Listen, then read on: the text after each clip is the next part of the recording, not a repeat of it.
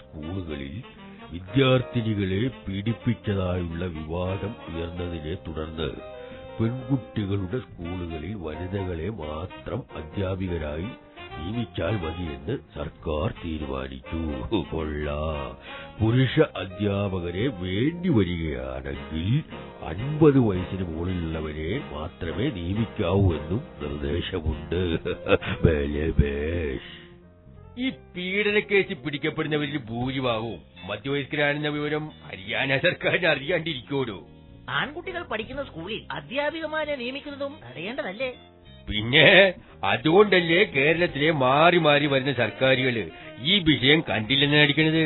അങ്ങനെയൊന്നും പ്രശ്നം തീരില്ലടോ. അടുത്ത വാർത്ത കേട്ടോ. ഹോംവർക്ക് മുഴുവിപ്പിക്കാത്തതിന് ശിക്ഷയായി അധ്യാപിക വിദ്യാർത്ഥിനിയുടെ തലയിൽ ചുറ്റിക കൊണ്ട് ഇടിച്ചു. 10 വയസ്സുള്ള വിദ്യാർത്ഥിനിയെ ശിക്ഷിക്കാൻ അധ്യാപിക കണ്ട ആയുധം ചുറ്റിക. അധ്യാപികയുടെ സാധാരണ ശിക്ഷാരീതി മേശപ്പുറത്ത് കൈ കമഴ്ത്തി വെച്ച് റൂളർ കൊണ്ടോ വടി കൊണ്ടോ വിരലുകളുടെ സന്ധിയിൽ അടിക്കുക എന്നതാണ്.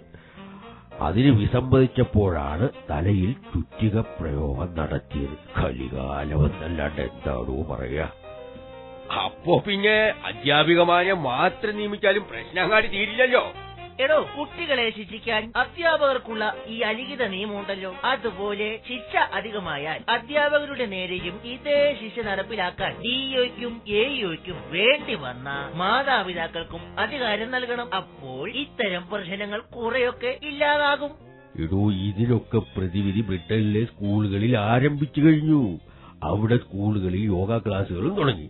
യോഗ ക്ലാസുകൾക്ക് ശേഷം അടിനടയും കരാട്ടയും കുംഫു എന്നു വേണ്ട ഇതെല്ലാം കുട്ടികൾ അഭ്യസിച്ചു തുടങ്ങി.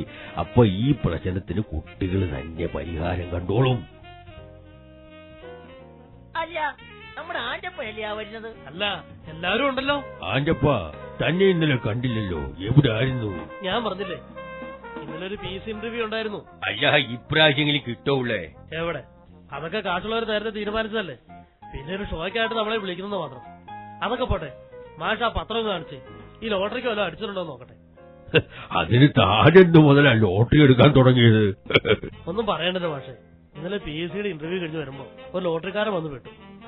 നാളെയാണ് മറ്റന്നാൾ. ഇന്ന് കഴിഞ്ഞ് നാളെ കഴിഞ്ഞ് മറ്റന്നാൾ നടക്കുന്ന ജയ് മാതൃഭൂമി ലോട്ടറി ടിക്കറ്റ്. സാർ, ദയവായി ഒരു ടിക്കറ്റ് എടുക്കണം സാർ. 20 ലക്ഷം രൂപയും ഒരു മാരുതി കാർ. സാർ, ഒരു ടിക്കറ്റ് എടുക്കണം സാർ.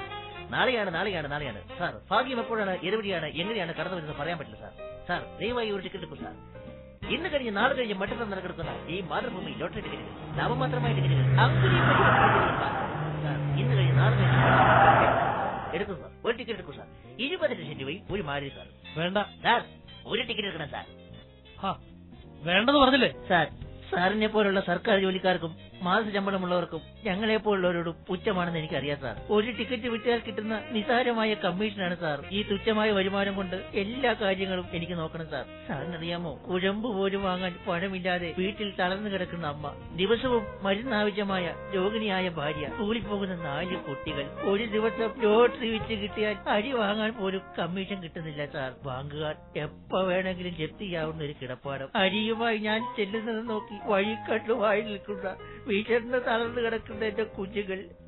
ഈ പ്രശ്നമൊക്കെ ഓർക്കുമ്പോ എനിക്ക് പ്രാർത്ഥന പിടിക്കുന്നു സാർ. എന്റെ ചക്ക് പൊട്ടുന്നു സാർ. വൈകുന്നേരമാകുമ്പോഴേക്കും ലോട്ടറി വിറ്റ് കിട്ടുന്ന കമ്മീഷൻ കൊണ്ട് ഒരു പൈറ്റ് അടിച്ചാലേ എന്റെ ബുദ്ധിമുട്ടൊക്കെ തീരത്തുള്ളൂ സാർ.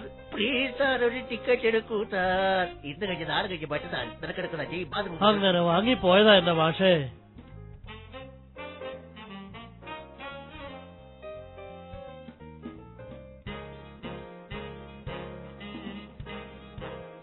അപ്പൊ അടിച്ചില്ല അല്ലേ? എവിടെ, ഇതിനൊക്കെ ഒരു ഭാഗ്യം വേണം ഇക്കാ. എടോ, ലോട്ടറി കൊണ്ട് ലാഭം സർക്കാരിന് മാത്രമേ ഉള്ളൂ. സർക്കാരിനാകുമ്പം ഏത് ചൂതാട്ടവും നടത്തി പണം ഉണ്ടാക്കാമല്ലോ. ലോട്ടറി സർക്കാർ നടത്തിയാൽ ജനസേവനം പുണ്യം, വ്യക്തി നടത്തിയാലോ ചൂതാട്ടം കുറ്റകരം. ഇതാണോ ജനാധിപത്യം?